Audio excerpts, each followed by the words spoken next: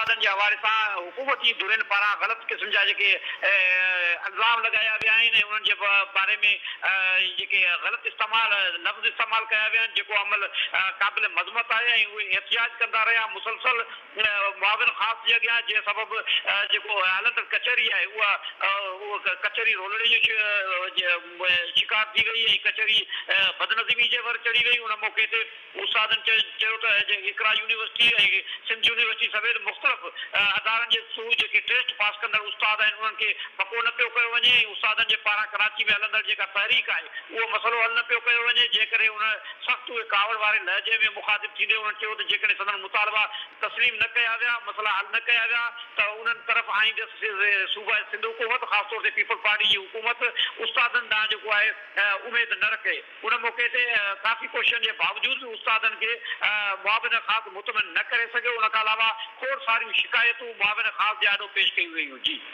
वॾी महिरबानी नाज़िम ठट्टो खां महबूब बिरोही असांखे तफ़सील ॾिना आहिनि। ठठे में कासिम नवीद जी कचहरी में उस्तादनि ते तशद्दुद ख़िलाफ़ पेटे अलिफ पारां नारेबाज़ी कई वई। उन हवाले सां ठट्टो खां महबूब बिरोही असांखे तफ़सील ॾिना।